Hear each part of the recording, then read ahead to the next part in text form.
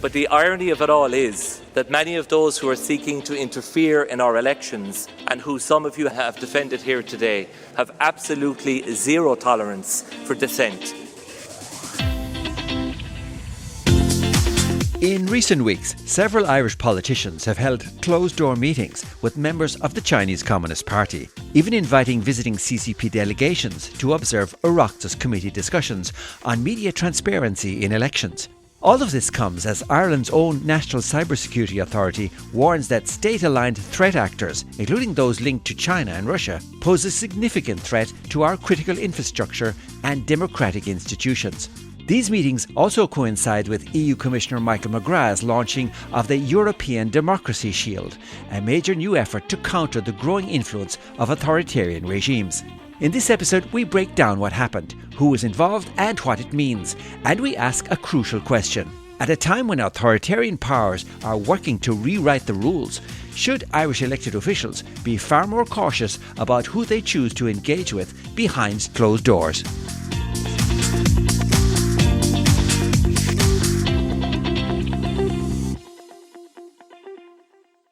Hello and welcome to Perspectives with Neilo. I'm your host, Neil O'Sullivan. In our previous episode, we heard how criticism of human rights abuses perpetrated by the Chinese Communist Party, or CCP, against the Uyghur people were being muted in closed-door meetings with democratic governments. Experts say that this is part of a wider strategy under Xi Jinping to shape international perceptions by silencing democratic voices on a range of issues, such as China's human rights violations, coercion of Taiwan, political interference, national security threats, support for Russia's warmongering, and China's attempted bullying of Japan. We also heard how Irish elected officials were participating in private meetings with representatives from the Chinese Communist Party, despite explicit high-level warnings about Beijing's influence operations. And we highlighted two recent occasions when Chinese government delegations met behind closed doors with Irish elected officials. Following additional research, we found publicly available records indicating that there have been at least 4 meetings between Irish government representatives and senior Chinese Communist Party officials and delegations in 2025. One wonders why Irish politicians are still willing to entertain relations with CCP officials when many European capitals have grown wary of Beijing's closeness to Moscow, its shadowy support for Russia's war in Ukraine, and its many violations of human rights. Furthermore, the threat posed by China and Russia has been identified as one of the most pressing challenges for the Irish government. Both the Justice Minister Jim O'Callaghan and former Foreign Affairs and Defence Minister Simon Harris have indicated that the country's security legislation is in need of review and modernisation to reflect current threats and challenges. O'Callaghan is leading efforts to strengthen the capacity and capability of An Garda Síochána's security and intelligence services. Harris has been overseeing a revamp of military intelligence, which is expected to continue under his successor, Helen McEntee. But despite all of this, meetings are still occurring with officials from the Chinese Communist Party, and the most recent meetings we're aware of took place on November 19th last. On the weekend of November 22nd, John Mooney reported in the Sunday Times that Luo Shugang, a senior Chinese Communist Party official responsible for advancing state propaganda, held a private meeting with members of the Oireachtas, or Ireland's Parliament Media and Arts Committee, at Leinster House earlier in the week. Luo, who is a former executive vice minister in the CCP's Central Propaganda Department, met the committee's chairman, Alan Kelly of the Labour Party, together with government and opposition TDs and senators in a closed-door session. The Chinese delegation was welcomed to the Dáil by Verona Murphy, the Speaker of the House, or Ceann Comhairle, who described the engagement as a benchmarking visit to the houses of the Oireachtas. However, it was unclear who arranged the meeting or for what purpose. The Sunday Times report said that the Oireachtas declined to answer questions, a spokeswoman saying only that the engagement between the Chinese ambassador and members of the Education, Science, Culture and Public Health Committee of the National People's Congress was held in private, and that it did not comment on private committee business. When we looked further into this visit, we found that not only was there a private closed-door meeting between the Chinese Communist Party delegation and the Joint Committee on Arts, Media, Communications, Culture and Sport, but that the CCP delegation were also invited to attend and observe a live public session of the Oireachtas Joint Committee at Leinster House. In fact, here's the committee chairman, Deputy Alan Kelly, welcoming the CCP delegation to the meeting from a recording on oireachtas.ie. Before we begin today, I would like to welcome our visitors from the Chinese delegation. You are very welcome to our committee today. Thank you for being with us. Mr. Lo Xiong'an, member of the Standing Committee of the National People's Congress, chair of the Education, Science, Culture and Public Health Committee of the National People's Congress. His Excellency Ambassador Zhewan, Mr. Li Wei, member of the Standing Committee of the National People's Congress, member of the Education, Science, Culture and Public Health Committee of the National People's Congress, and Mr. Yang Yingqing, Director of the General Office of the Education, Science, Culture and Public Health Committee of the National People's Congress. This delegation, along with your Ambassador, are very welcome here today, and we had a very good engagement earlier on. So, as a committee, so we thank you, and we thank you for your invitation to reciprocate the visit in the coming year. And we hope you have a very enjoyable and fruitful trip. I know you've been here since yesterday, so we hope you have a very enjoyable trip over the next couple of days. And it's been a pleasure to meet you all, and we look forward to engaging with you again in the future through your ambassador. Thank you. Today's meeting, putting the closed-door meeting that took place beforehand aside, some might argue that there is little harm in officials from another country attending this Oireachtas committee meeting, which is publicly accessible anyway. However, the Chinese Communist Party is not like any other government. It is an authoritarian regime and the only governing political party in the People's Republic of China. It controls the state, the military, the courts, the media and all major institutions, leaving no space for political opposition or free elections. With almost 100 million members, the CCP operates through a tightly centralised structure led by Xi Jinping, who holds the top positions in the party, the state and the armed forces. In practice, the CCP shapes every aspect of political, economic and social life in China, and its influence extends well beyond its borders. It's therefore worth taking a moment to get to know the more senior members of the Chinese Communist Party delegation on this visit to Ireland's Parliament to help understand the significance of what's going on here. The most senior member of the visiting delegation was Mr. Luo Shugang, introduced by Deputy Alan Kelly as a member of the Standing Committee of the National People's Congress and chair of the Education, Science, Culture and Public Health Committee of the NPC. Luo is a long-time member of the Chinese Communist Party, dating back to 1981. He studied at the party school of the Central Committee, the CCP's highest-level training and education institution for party cadres. Luo has spent much of his career within the CCP's propaganda and publicity apparatus. From 2008 to 2014, he served as Executive Deputy Head of the CCP's Central Committee's Publicity Department. In 2014, he became Minister of Culture, and when the cultural and tourism portfolios were merged, he became the First Minister of Culture and Tourism in March 2018, holding that role until August 2020. More recently, as we mentioned, he has been reported as the Director of the National People's Congress Education, Science, Culture and Public Health Committee, a role which gives him influence over cultural and ideological policy, even if it is not a frontline minister role. Because Luo spent decades leading the propaganda and publicity apparatus of the CCP, and then oversaw culture and tourism, he has been centrally involved in shaping China's domestic and international messaging on culture, spiritual civilization, soft power and controlling narratives. His leadership in culture, tourism and publicity means he likely understands and helps implement how the Chinese state balances soft power diplomacy with ideological control.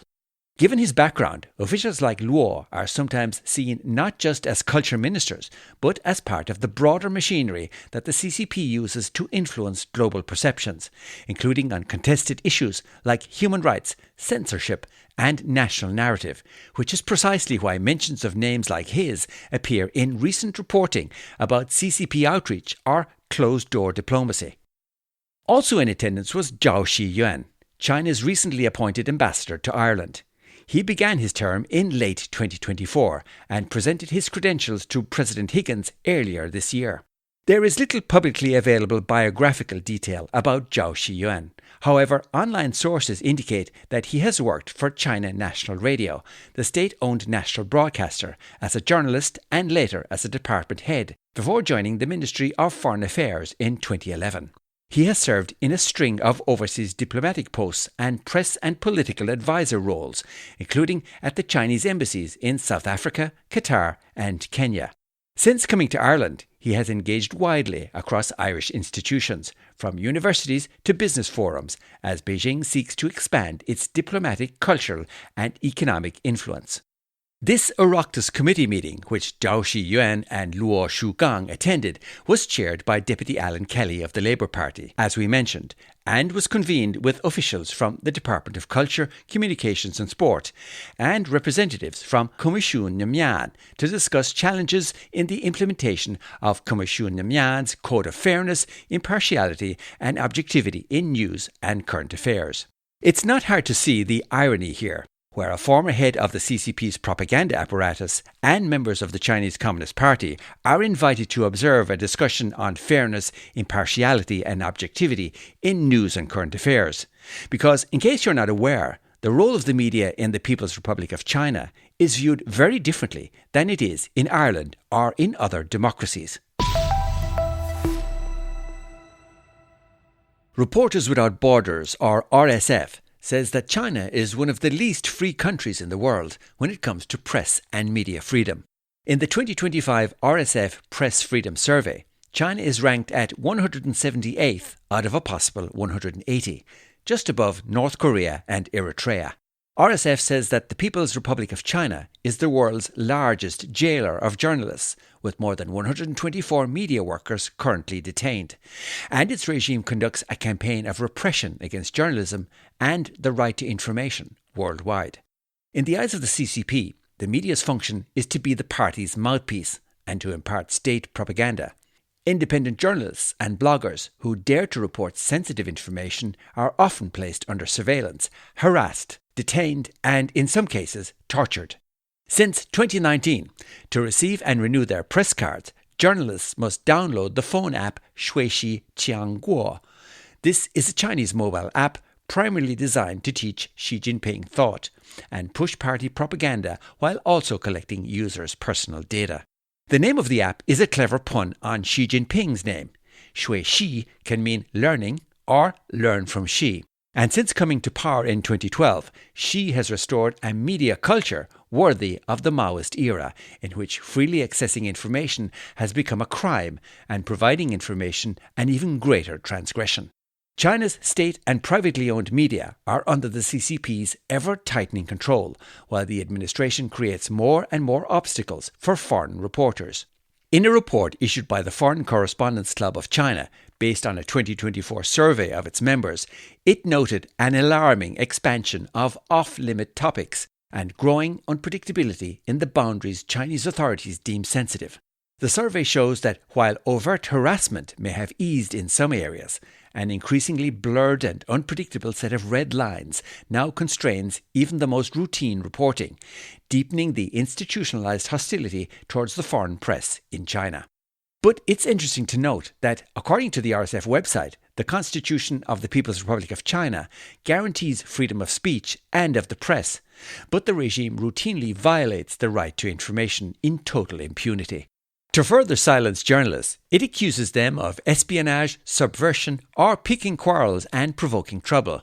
3 pocket crimes, a term used by Chinese law experts to describe offences that are so broadly defined that they can be applied to almost any activity. Independent journalists can also be legally placed in solitary confinement for 6 months under residential surveillance at a designated location in China's black prisons, where they are deprived of legal representation and may be subjected to torture. A notable example of this is the case of Zhang Jian, a Chinese journalist jailed for 4 years after documenting the early phases of the COVID-19 outbreak from the pandemic's epicenter in Wuhan. She was recently sentenced to a second term of 4 years in prison on a charge of picking quarrels and provoking trouble, the same charge that led to her December 2020 imprisonment. Both her lawyers and RSF have called the charges baseless. We've placed a link to the story in the Dive Deeper section of our blog if you'd like to find out more. When it comes to the major Chinese media organizations like Xinhua News Agency, China Central Television, China National Radio, who Ambassador Zhao Xiyuan previously worked for, as well as newspapers like China Daily, People's Daily and the Global Times, they are all state-owned and directly controlled by the authorities. Many of these organisations have been flagged by the EU as part of the Foreign Information Manipulation and Interference, or FIMI, threat, which we will touch on later. According to RSF, the propaganda department of the Chinese Communist Party, of which visiting CCP official Luo Shugang once held the position of deputy director, sends a detailed notice to all media every day that includes editorial guidelines and censored topics, whereupon the state-owned China Global Television Network, CGTN, and Radio China International spread the regime's propaganda all around the world.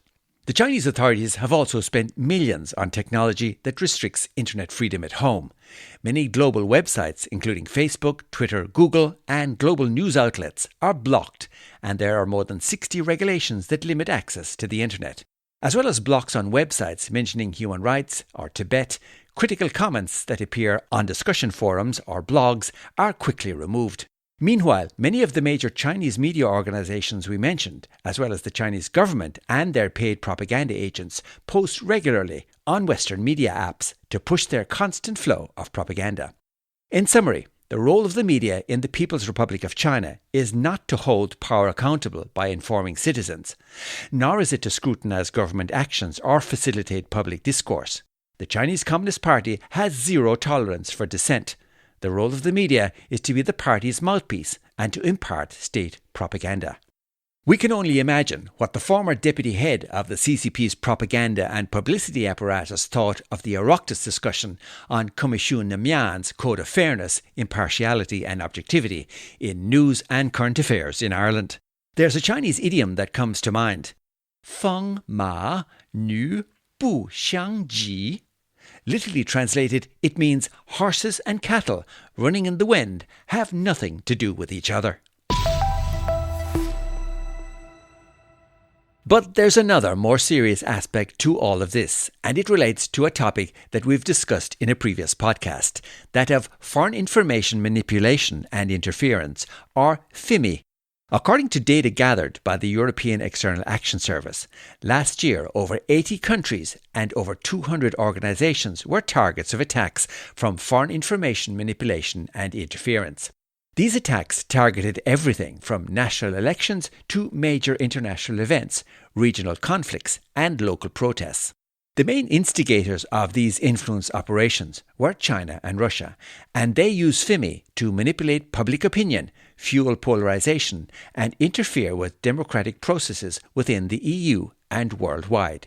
In fact, just a week before this Chinese delegation visited the Irish Houses of Parliament, Michael McGrath, European Commissioner for Democracy, Justice, the Rule of Law and Consumer Protection, announced the European Democracy Shield, setting out a series of concrete measures to empower, protect and promote strong and resilient democracies across the EU.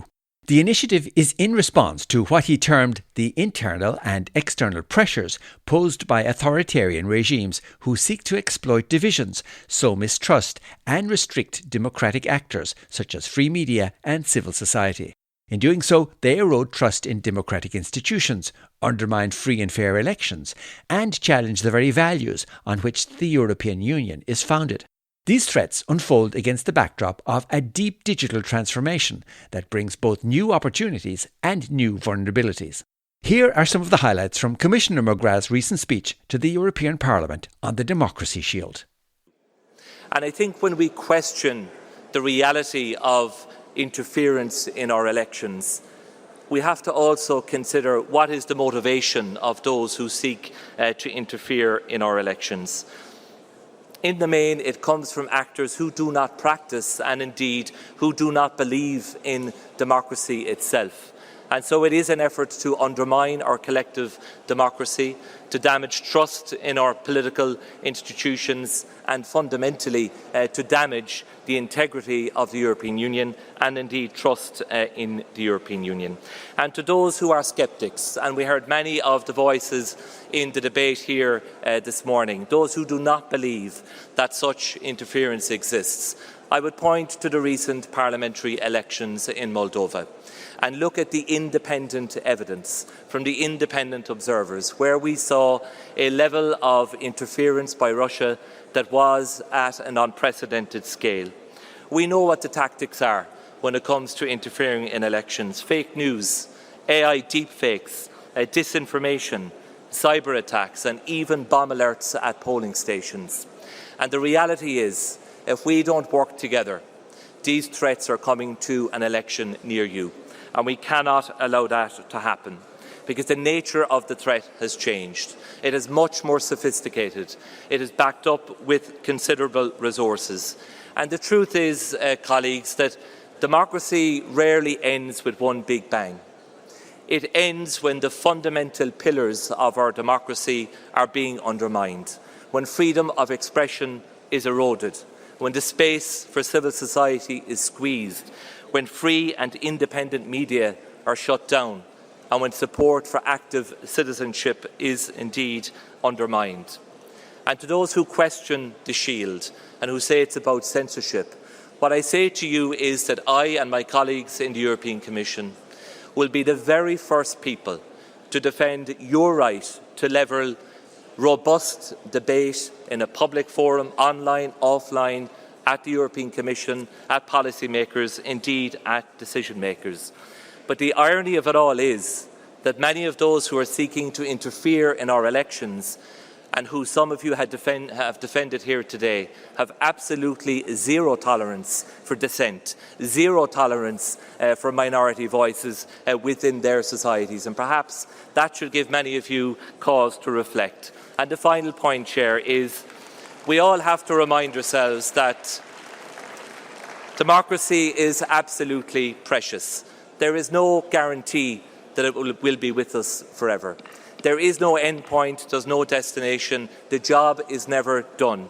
We have to continue every day to fight for our democratic rights and to safeguard those fundamental pillars that underpin European democracy, because we are the guardians of democracy in this generation, and it is our duty to make sure that we hand on a safe, a healthy and a vibrant and open democracy to the next generation to come. I believe that that is the least that we owe them, and please work with us in the Commission in a spirit of partnership to build on the European Democracy Shield and make sure that we guarantee those freedoms and we guarantee the democracy that we enjoy today for those who will follow us in the years ahead. Thank you all very much.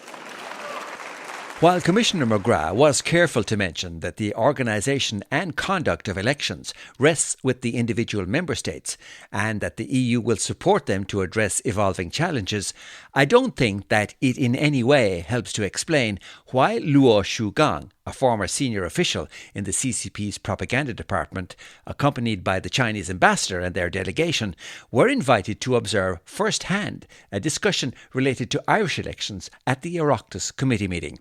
And it does raise serious questions about the Irish government's ability to confront CCP influence operations.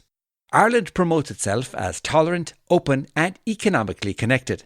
Many experts agree that Ireland's close relationship with the United States, along with its position within the EU, single it out for special attention from a range of Chinese state agencies. So, in a world where authoritarian powers wish to rewrite the rules, should Irish elected officials be more cautious with whom they engage? We'd love to hear your thoughts. Do you think CCP officials should be invited to observe committee meetings on election issues at Ireland's Parliament?